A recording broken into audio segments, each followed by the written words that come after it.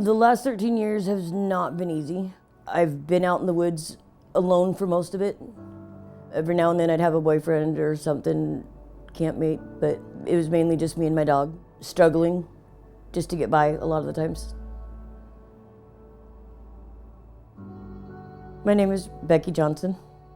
I had an apartment in 2013. I ended up in jail, and I've been homeless since. So in 2024, the Providence Street Medicine team had about 750 different individuals that we provided care for. In 2025, we individually served more than 1,100. So a significant increase in the amount of people who are engaging with us, but also the number of people that are unhoused and unstably housed here. The volume just speaks to the growing issues that we have in Thurston County. Some resources are really hard to access without an advocate or somebody to guide you in the right direction. You have to have that support, that extra help, that learning.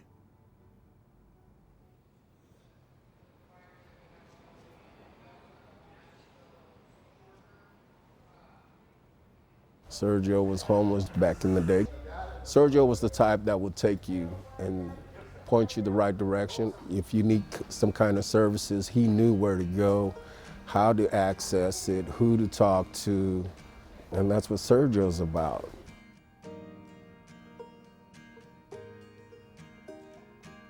Typical day at Sergio's. Staff get here and we prepare everything for opening, make sure that the clothing closet is full, make sure the bathroom's clean, that there's cups and bowls, hot water ready, and then we open up at 10. They can come and they can get warm, and they can take a shower, they can do a load of laundry. I don't know any other place where you can actually do a load of laundry. We have different community partners or providers coming in different days of the week. Individuals in the community who are very familiar with Sergio's then know that they can come here and receive some of the behavioral health and some of the medical care as well. We found that we get a lot better engagement when we're here at Sergio's, especially with our clinicians and our social worker, because this is also their community, and that community piece is very important for them. We found that when they're engaging with us, they're building that trust level, so they're more willing to say, hey, can I talk to you about this particular issue or this particular issue? Sergio's covers a real need. It's to be a safe place for people.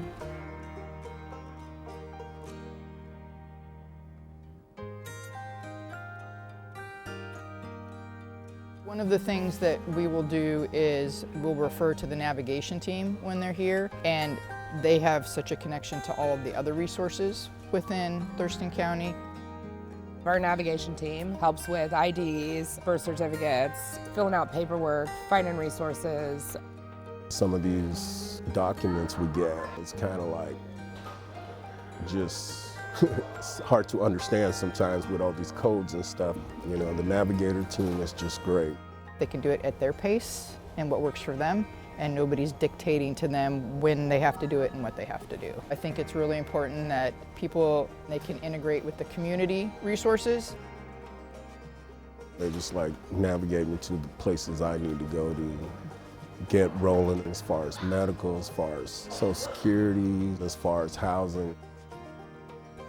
I was a heroin addict for 17 years, in and out of prison, jail, experiencing homelessness. I just reached out to every resource I could, and doing that, it made it a lot easier for me to change things in my life. I heard of Interfaith, and I loved the mission, the values, the camaraderie in the organization, and all the connection in this community. Sergio sets people on a path of getting permanent housing, and it's really exciting when that happens.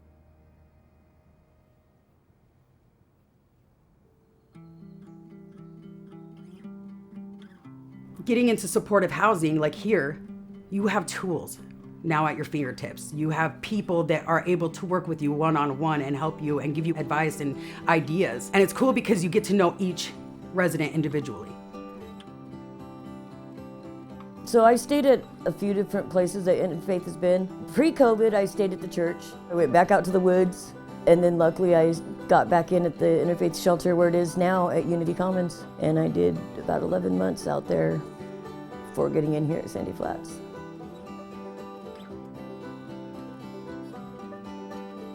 It's a transition from being homeless to the shelter, and now you're in your own home where you're having to pay rent, you have a lease, you know, like everybody else. Being here, I'm at so much peace. I'm not as stressed out as I used to be. I can relax.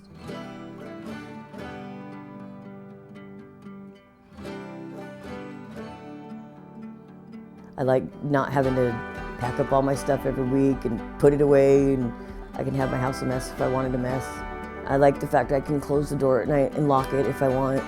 I don't have to, but I can. It just feels good to have a place again.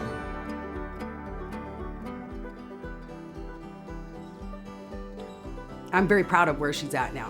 When she first got here, it was like an isolation because she's trying to find her grounding, her stable, her comfort. And so to see her become stable here on the property now and be very comfortable, I'm very proud of her confidence just getting in here and being able to be a part of this part of the community. Her residence is amazing. Gotten to know my neighbors and become really good friends with a lot of them. You know, it's a small, tight-knit community here, and I think by being here, it's helped get me back to being used to in a community with people.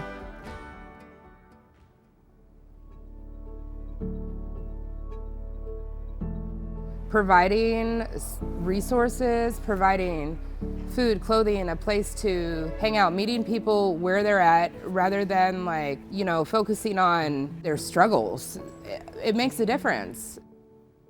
We see them out in the community, but they oftentimes express that they don't ever feel seen as a person, as a human, as an individual, family and brothers and sisters and children. I have a couple residents that like to go out there and they clean up the streets. They clean up in front of businesses because they want the community to see that they matter and that they're here to help and be a part of community. If people just take the time to listen and watch, this community, this homeless community, you know, we do look after each other, we do help each other, we do what we need to help each other and lift up each other's spirits. The misconception of what everybody thinks, I mean, come down and check it out, you know? You'll be amazed. You'll be amazed at these people out here.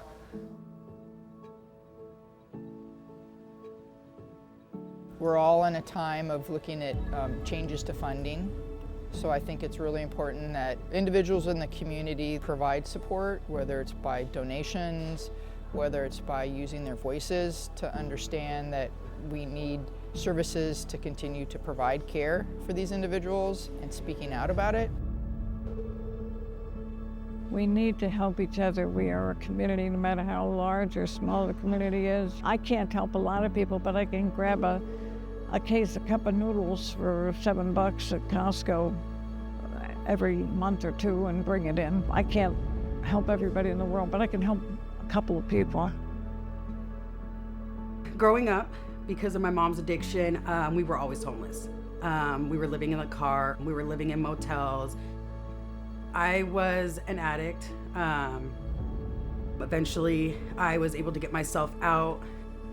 And so when I got sober, I would tell my family constantly over and over again, I want to make a difference. Even if it's one life, one person, that's what I want to do. And that's where I want to be, is being in the community doing that.